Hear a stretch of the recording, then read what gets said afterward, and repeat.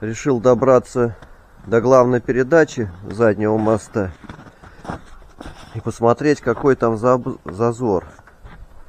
По всем признакам зазор там просто огромный. Первый признак — повышенный шум.